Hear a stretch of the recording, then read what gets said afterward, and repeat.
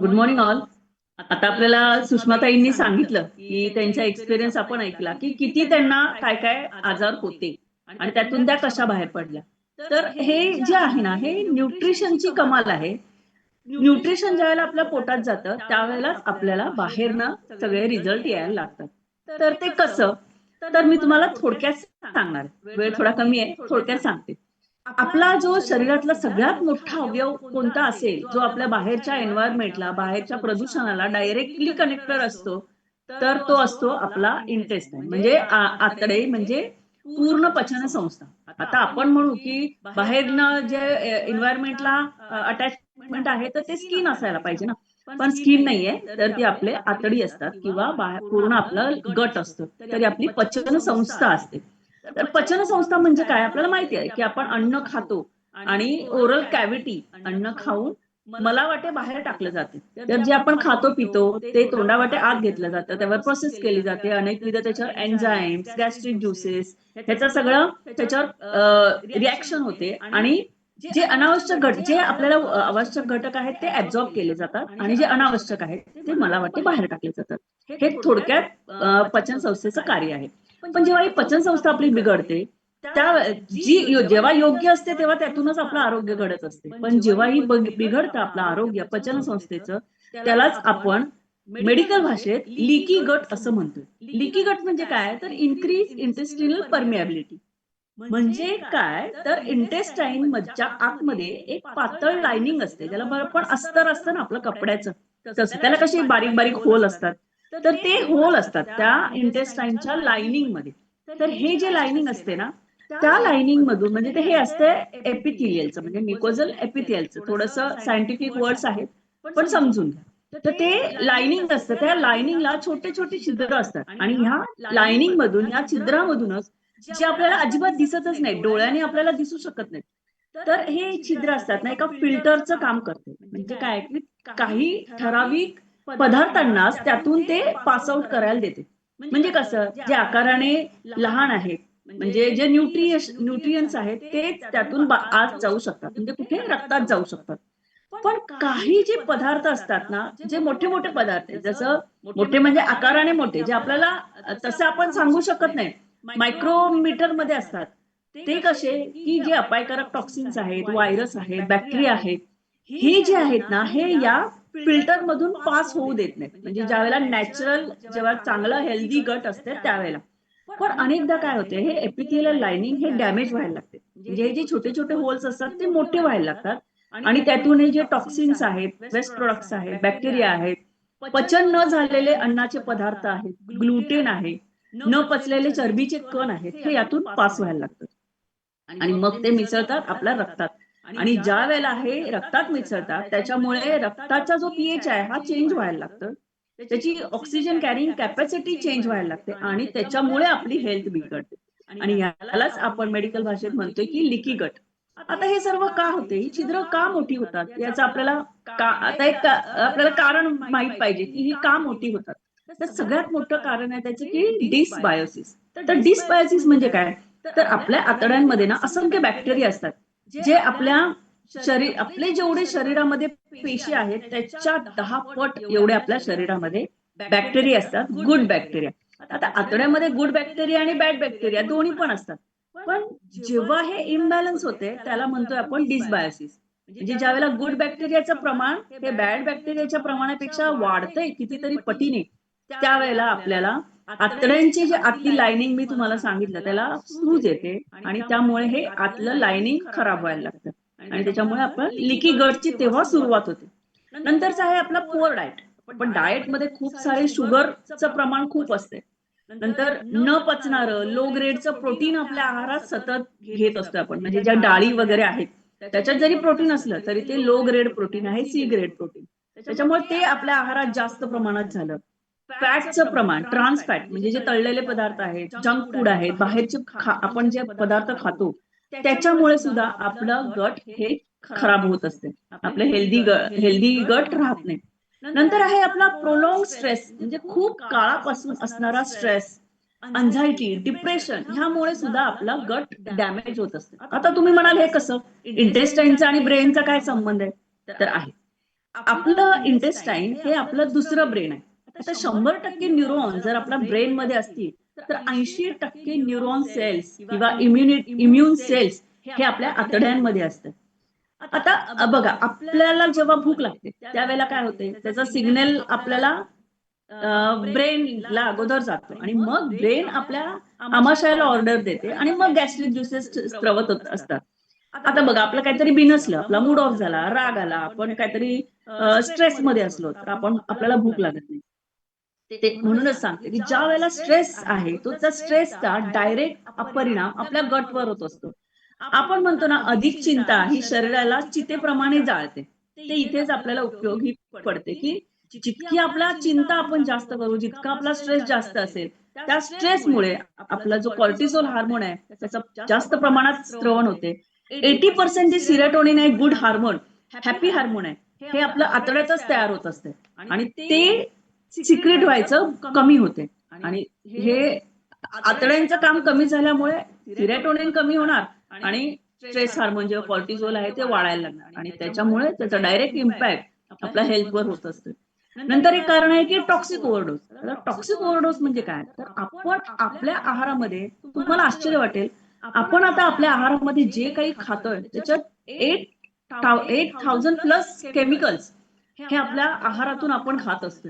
तर ते कसं, तर आपल्या आहारामध्ये जे अन्नधान्य आहेत, भाज्या आहेत, फळं आहेत, त्याच्या फवारण्या जाणाऱ्या अति प्रमाणात पेस्टिसाइड्सचा वापर, अन्नधान्य पिकवताना जे रासायनिक खतांचा वापर केला जातोय, त्यात अन्न पिकवल्यापासून आपल्या घरात येईपर्यंत त्याच्यात प्रिझर्वेटिव्हचा अति प्रमाणात वापर, ह्या प्रिझर्वेटिव्ह मध्ये केमिकल्स आहेत, त्याची केलेली फवारणी, यातूनच आपल्या आहारामध्ये केमिकल्स पोटात जात असतात आणि त्याचा वाईट परिणाम आपल्या ह्या आतड्यांच्या एपिथिलियल लाइनिंगवर होत असते. आणि मग विनाकारण आपण बऱ्याचदा अँटीबायोटिक्स घेतो. आता टॉक्सिक ओव्हरडोस मध्ये अँटीबायोटिक्स घेणं हे खूप महत्वाचं आहे. ओव्हर द काउंटर्स म्हणजे आपण अगोदर दिलेले प्रिस्क्रिप्शन, डॉक्टरांनी अगोदर दिलेले प्रिस्क्रिप्शन जाऊन औषधं आणतोय, अर्धवटच मेडिसिन घेतो आम्ही. डॉक्टर 5 दिवसाचं मेडिसिन तुम्हाला कोर्स दिलेला असते, 1-2 दिवसात बरं वाटते, तुम्ही ते ठेवून देताय, परत नेक्स्ट टाइम बरं वाटायला लागलं नाही की परत तेच औषधं आणून खाताय. तर ह्या मेडिकल मधून आणल्या जाणाऱ्या औषधांमुळे सुद्धा आपला गट मधल्या ज्या बॅड बॅक्टेरियांना ते मारतायत. अँटीबायोटिकचं काम काय, बॅड बॅक्टेरियांना मारणं, पण ते गुड बॅक्टेरियांना सुद्धा मारलं जाते. परत जे स्टिरॉइड्स आहेत, पित्तावरची औषधं आहेत, पेन किलर्स आहेत, या सगळ्या गोष्टींचा आपल्या ह्या बॅक्टेरियांवरती परिणाम होत असतो आणि त्याचा डायरेक्टली इम्पॅक्ट आपल्याला इंटेस्टिनल लाइनिंगवर होत असते. स्मोकिंग झालं, अल्कोहोल झालं, हे सगळे व्यसन आहेत, टोबॅको आहे, ही सगळे व्यसनं आपल्याला इंटेस्टिनल लाइनिंग खराब करत असते. अति तिखट खातोय आपण, अति तेलकट आहारामध्ये, चायनीज पदार्थामध्ये रेड चिलीचं प्रमाण, हॉट चिलीचं प्रमाण खूप जास्त असते. हे सुद्धा आपल्याला इंटेस्टिनल लाइनिंग खराब करायचं काम करते. जास्त प्रमाण नॉनव्हेजचं प्रमाण असेल तर त्याच्यामुळे, कारण नॉनव्हेज मध्ये आपण जे प्रकाराने ते नॉनव्हेज शिजवतो त्यामुळे आपलं हेल्थ खराब होत असते. ते पदार्थ खराब म्हणजे खराब इन द सेन्स त्याचं जे लाइनिंग खराब करायची टेंडन्सी असते ती जास्त होत असते. पाण्याचं प्रमाण योग्य नसेल तर पेशी लेवलला जो कचरा, जो आपण म्हणतो की टॉक्सिन्स तयार होत असतात, हे आपल्याला फ्लश आउट करायला पाहिजे. आतड्यात मध्ये सुद्धा अन्नपचनासाठी योग्य प्रमाणात पाणी घेणं गरजेचं आहे. हे पण पाणी प्रमाण आपण नसेल तर सुद्धा आपलं इंटेस्टिनल लाइनिंग खराब होत असते, आतड्यांची ताकद कमी होत असते. जागरण करणे, वेळी अवेळी खाणे, अति खाणे, गडबडीत खाणे, ह्यामुळे सुद्धा आपली हेल्थ बिघडत असते. आता हे सगळं होते, आपण हे सगळं करून आपली गट हेल्थ बिघडवून घेतो. मग अशा वेळेला आपल्या शरीरावरती परिणाम कसे होतात, तर ज्या वेळेला हे इंटेस्टिनल लाइनिंग खराब होते ना, मी मगाशी सांगितलं तुम्हाला की ती छिद्र मोठी होतात, लिकी गट होते, त्यावेळेला आपल्या आहारात जे टॉक्सिन्स आहेत, ग्लुटेन आहे, फॅट आहे, न पचलेले अन्न आहेत, बॅक्टेरिया आहेत, केमिकल्स आहेत, हे सगळे आपल्या रक्तात मिसळायला लागतात आणि त्याच्यामुळे जिथे जिथे हे ब्लड सप्लाय मधनं ज्या ज्या ठिकाणी हे ब्लड जाईल त्या त्या ठिकाणी हे सगळे टॉक्सिन्स तिथे तिथे जाऊन आपल्या शरीरामध्ये ऍडव्हर्स इफेक्ट दाखवायला सुरुवात करतात. आता पचन संदर्भातले काही लक्षणं सुरुवातीला दिसतात की पोट गच्च होणे, अपचन, पोटात गॅस होणे, ढेकर, ज्याला आपण इरिटेबल बॉवेल सिंड्रोम म्हणतो, ज्याच्यात कधी डायरिया होते, कधी हार्ट स्टूल होते, असं मळमळ, भूक न लागणे, ह्या सगळ्या गोष्टी आपल्याला पचन संस्थेच्या संदर्भात. नंतर ऍलर्जिक रिएक्शन, म्हणजे आता स्किन आणि नख. माझा जो रिझल्ट आहे तो फंगल इन्फेक्शनचा रिझल्ट आहे, तुम्हाला माहित असेलच. 8 वर्षाचा इन्फेक्शन, फंगल इन्फेक्शन माझं 20-21 दिवसात गेलं. ज्या वेळेला हे न्यूट्रिशन माझ्या पोटात गेलं त्यावेळेला जवळजवळ 20 दिवसात माझं फंगल इन्फेक्शन, 8 वर्षाचं फंगल इन्फेक्शन हे पूर्णपणे गेलं. तर त्याचं कारण का?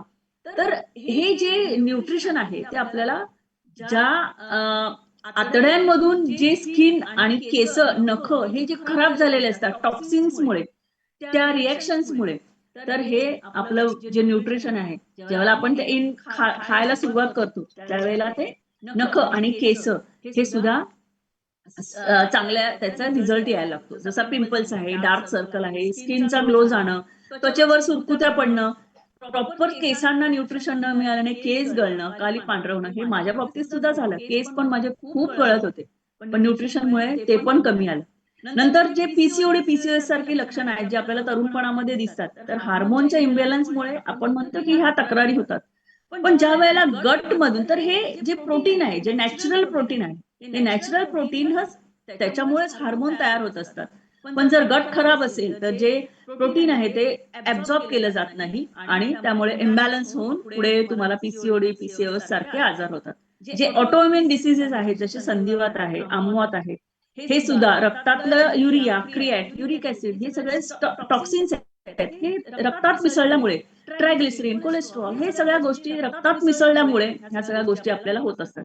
मसल पॉवर कमी होते. आता मगाशी सुषमा बंजारी ताईंनी सांगितलं की कॅल्शियम लेवल त्यांचं कमी होत होतं. तर का? तर ज्या वेळेला आपलं गट हेल्थ चांगलं नसेल तर तुम्ही कितीही टॅबलेट खावा कॅल्शियमची, ती ऍब्झॉर्ब होत नाही. म्हणून सतत जर आपण हे जे आपलं जर गट हेल्थ खराब असेल तर कुठलंही न्यूट्रिशन आपल्याला ऍब्झॉर्ब केलं जात नाही. आपलं गट हेल्थ सुधारणं खूप खूप गरजेचं आहे. आणि त्यामुळे जर त्याच्या वेळेला कॅल्शियम वगैरे ऍब्झॉर्ब होत नाही, मग हे अंगदुखी, अशक्तपणा, सांधेदुखी हे होतच राहते. मेंटल हेल्थ जे प्रॉब्लेम आहेत जसं काही डिप्रेशन आहे, एन्झायटी आहे, ह्या सगळ्या मानसिक लक्षणं सुद्धा दिसून येतात. गट आणि ब्रेन हे इंटरॅक्ट होत असतात एकमेकांशी. त्यामुळे ज्यावेळेला गट हेल्थ बिघडतं त्यावेळेला ब्रेन हेल्थ पण बिघडतं. त्यामध्ये तेच तुम्हाला मी मगाशी सांगितलं की ज्यावेळेला आपलं गट जेव्हा आपला ब्रेन चांगलं असतं त्यावेळेला गट खराब चांगलं असते आणि ज्यावेळेला आपलं गट खराब होते त्यावेळेला आपलं ब्रेनच्या संदर्भातले म्हणजे जे अँझायटी वगैरे आहे, डिप्रेशन, चिडचिड, मानसिक जे आजार आहेत ते आपल्याला डोकं वर काढायला लागतात. असंच या तक्रारी म्हणजेच काय की जवळजवळ 80 ते 90% आजार हे आपलं गट हेल्थ खराब झाल्यामुळेच होत असतात. त्याच्यामुळे आपली पचन संस्था चांगली असणं ही खूप गरजेचं आहे. आता ही गट हेल्थची काळजी कशी घ्यायची हे आपण थोडक्यात बघू. आता पचन संस्थेचं कार्यक्षमता का बिघडते? तर मी सांगितलं की हे ह्या सगळ्या गोष्टी आहेत त्याच्यामुळे बिघडते. तर करायचं काय आहे? ज्याच्यामुळे बिघडते ते अव्हॉइड करायचं आणि ज्याच्यामुळे पचन संस्था चांगली राहते त्या गोष्टी आपण करायच्या. तर मग काय करायचं? तर टॉक्सिक ओव्हरडोस जी तुम्हाला मी मगाशी सांगितलं की जे डॉक्टरांच्या प्रिस्क्रिप्शन शिवाय आपण औषधं घेतो, विनाकारण अतिप्रमाणात गरज नसताना घेतलेली जाणारी अँटीबायोटिक्स, पित्ताची औषधं, पेन किलर, स्टिरॉइड हे सगळं टाळायला पाहिजे. स्मोकिंग आहे, अल्कोहोल आहे, टोबॅको च्युइंग ही सगळी व्यसनं आहेत. ही सगळ्या इंटेस्टिनलची हेल्थ खराब करते. ह्या गोष्टी टाळा. अति तिखट, अति तेलकट, रेड चिलीचं प्रमाण असलेला चायनीज पदार्थ, नंतर बाहेरचे जंक फूड ह्या सगळ्या गोष्टी टाळल्या पाहिजेत. घाईघाईने जेवणं, अवेळी जेवणं, जेवणाच्या वेळा न पाळणं, टीव्ही, मोबाईल बघत बघत जेवणं, ह्या सगळ्या गोष्टीमुळे आपण काय खातोय हे आपल्याला कळत नाही आणि त्याच्यामुळे आपलं हेल्थ खराब होत असते. साखरेचं प्रमाण, ते साखरेचं प्रमाण कमी करा. त्याच्यामुळे काही गट लाइनिंग खराब होते. पूर्वी बघा आपल्या सणासुदीलाच आपण गोडधोड करत होतो. पण आता रोजच आपल्या आहारामध्ये गोडाचं प्रमाण आहे. चॉकलेट आहे, बिस्किट्स यासारखे पदार्थ आपल्याला जवळ-जवळ रोजच लागतात. बेकरी प्रॉडक्ट्स शिवाय आपला सकाळचा नाश्ता आपलं इमॅजिनच करत नव्हतं. म्हणजे आम्ही अगोदर करत नव्हतो, की खरोखरच की चहा कॉफीमध्ये बुडवून बेकरीतलं काहीतरी पाहिजे, तरच आपण चहा पिल्यासारखं आपल्याला वाटायचं. पण हे साखर, मैदा, त्यात वापरलं जाणारं फॅट, तेल, डालडा ह्या सगळ्या गोष्टी आपल्याला आतड्यांचं जे इनर लाइनिंग आहे, हेल्थ आहे, हे खराब करायचं काम करते. बॅड बॅक्टेरिया शरीरातलं वाढवते. हे जे बाहेरचे प्रॉडक्ट्स आहेत ते. परत जंक फूड आहे, फास्ट फूड आहे. त्याच्यामुळे शरीरातलं फॅटचं प्रमाण वाढतंय, इम्युनिटी कमी होते. आता काय काय गोष्टी करायच्या आहेत आपल्याला ते थोडक्यात सांगते. आपला आहार योग्य असणे. म्हणजे कसं आहे, की ज्यात आपल्याला 40 प्रकारची जीवनसत्व आहे, मिनरल्स आहेत, अशा योग्य बॅलन्स फूड आपण घेतलं पाहिजे आणि जो आहार आपल्या प्रत्येक पेशीपर्यंत पोहोचला पाहिजे असं आहार पाहिजे. म्हणजे आपल्याला गट आपली पचन संस्थेवरती पण जास्त लोड येणार नाही आणि जे आपलं न्यूट्रिशन आहे ते आपल्या पूर्ण बाहेरच्या सेलपर्यंत म्हणजे केसाच्या म्हणतो ना आपण केसापासून पायाच्या नखापर्यंत हे प्रत्येक सेलपर्यंत पोहोचणारं सकस संतुलित आहार आपण घेतला पाहिजे. पाण्याचं प्रमाण योग्य ठेवणं गरजेचंच आहे. त्याच्यामुळे प्रत्येक पेशी मध्ये होणारा हे जे फ्री रॅडिकल्स आहेत जे आपले कचरा तयार होतो ते सगळं पचन संस्थेतनं बाहेर टाकायचं काम होईल. योग्य प्रमाणात झोप घेणं हे सगळ्यात महत्वाचं आहे. झोपेतच आपल्या शरीरातला प्रत्येक अवयव हा रिपेअर होत असतो. तसंच आपला जो गट आहे पूर्ण पचन संस्था आहे ही झोपेतच रिपेअर होत असते. गट मधल्या गुड बॅक्टेरियांचं प्रमाण वाढवणे. आता हे कसं वाढवायचंय तर त्यासाठी आपल्याला आहारामध्ये दही आहे, ताक आहे, इडली डोसा हे जे आहेत, कांजी ढोकळा हे आंबवलेले पदार्थांचा समावेश हा आपल्याला करायचाच आहे. पण प्रत्येक वेळेला हे आपल्याला अवेलेबल होईल नाही होईल पण ही एक गोष्ट आहे. सगळ्यात स्पेसिफिक म्हणजे आपलं आहे सिम्पली प्रोबायोटिक. आता हे जे फ्युअल आहे ना आपल्याला 2 million plus active good bacteria हे आपल्याला अगदी सहजरित्या मिळवून देते. आणि या बॅक्टेरियांचं खाद्य काय आहे तर फायबर.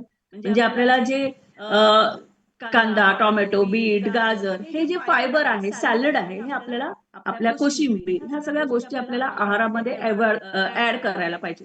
पण आपल्याला कसं आहे आता आपण शेतीची अवस्था बघतोय तर त्यातून जे शेतीमधनं जे आपल्याला फायबर मिळते ज्या भाज्या वगैरे मिळतात त्याची अवस्था मी सांगितली तुम्हाला केमिकल त्याच्यामध्ये किती प्रमाणात आहे. तर त्याला त्याच्यात पोषण मूल्य किती आहे हे आता गॉड नोज. पण आता आपलं जे वय आहे आपलं शरीर आहे त्याच्या स्वतःच्या आवडी निवडीनुसार आपण ते ऍड केलं पाहिजे. तर आपण किती फायबर खातो त्याचं किती फायबरचा इंटेक करतो हा पण एक मोठा प्रश्न आहे. मग पण आपल्याला त्याचीही काळजी करायला नको. आपल्याला ऍक्टिव्ह फायबर कॉम्प्लेक्स जे फ्युअल आहे हे वेल बॅलन्स्ड मध्ये आपल्याला फायबर मिळवून देते. आता चुकीच्या खानपानामुळे आपण म्हटलं की जे आतडी आहेत त्यांची नॅचरल जी आकुंचन प्रसरण पावण्याची जी प्रक्रिया असते ही म्हणजे आपण ज्याला म्हणतो की पेरिस्टॅल्सिस मुवमेंट हे हा पूर्णपणे म्हणजे आणि काय होते की अन्न पुढे पुढे ढकललं जाते आणि ऍब्झॉर्ब पण केलं जातं त्याचं न्यूट्रिशन. पण ही ताकद ना हळूहळू कमी व्हायला लागते ज्यावेळेला लिकी गट होते त्यावेळेला त्याचं मसल जे आतड्यांच्या बाहेरला पण मसल्स आहे मायोमेट्रियम आहे त्या मसलची ताकद पण कमी व्हायला लागते. पण ज्या वेळेला ही ताकद कमी होते त्यावेळेला आपण पचन संस्था ही पचन जे होतंय ते प्रॉपर होत नाही आणि न्यूट्रिशन ऍब्झॉर्ब होत नाही. मग अशा वेळेला काय त्याचं काम आहे कशाचं काम आहे तर ते ऍडॉप्टोजेन म्हणून असतात. त्याचं काम आहे ही त्याची ताकद वाढवणे म्हणजे आतड्यांची पुढे सरकायची पेरिस्टाल्सिस जी मुवमेंट आहे ना ही ताकद वाढवायची काम ऍडॉप्टोजेन्स करत असतात. तर तुलसी, वेलची, आलं, काळं मिरं, हळद, दालचिनी, मुलेठी हे सगळ्या पदार्थामध्ये जे केमिकल्स आहेत नॅचरल केमिकल्स ज्याला आपण म्हणतो ऍडॉप्टोजेन्स हे नैसर्गिकरित्या आढळून येतात. आता एक गंमत सांगू तुम्हाला हे जे आहे ना ह्याच्यामध्ये ऍडॉप्टोजेन आहे. आपल्या बऱ्याचसे जे हे पदार्थ मी तुम्हाला सांगितले ते सगळे पदार्थांच्यातले जे ऍडॉप्टोजेन्स आहेत नॅचरल प्रक्रियेतले ते आपल्याला ह्यातनं मिळतात आपल्या एनर्जी ड्रिंक मधनं मिळतात आणि त्यातूनच आपली आतड्यांची पेरिस्टाल्सिस मुवमेंट ही मेंटेन होते आणि अन्नपचन सुद्धा नीट होते.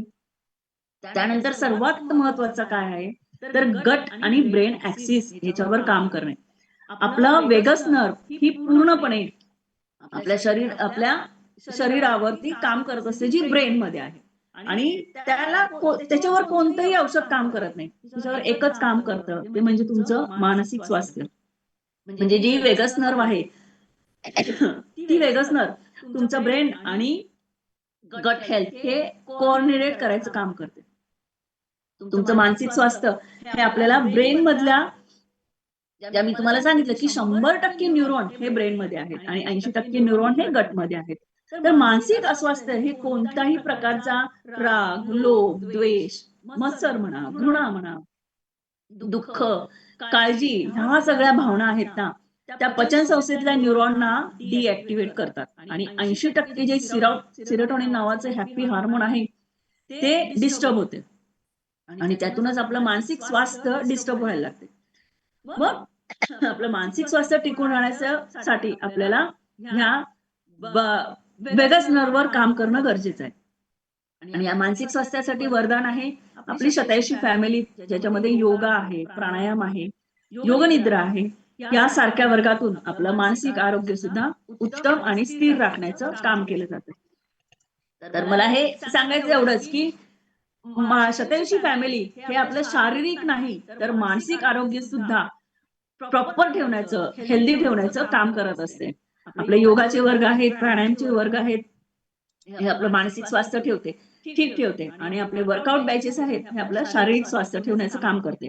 आणि आपले जे सकस संतुलित आहार आहे तो सुद्धा आपलं शारीरिक स्वास्थ्य स्वस्थ ठेवण्याचं काम करत असते. म्हणूनच मी म्हणते की eat healthy and be healthy, be happy and energetic. Thank you.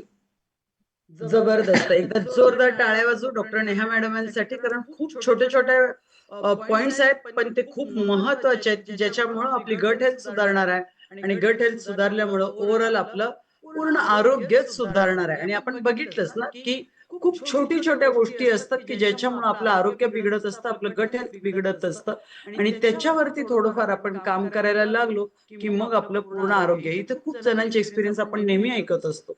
आता स्वतः नेहा मॅडमांचाच फंगल इन्फेक्शनचा 1.5 2 3 वर्ष जरी औषधं घेतली तरी कमी होत नाही आणि त्याचा त्रास कमी होत नाही.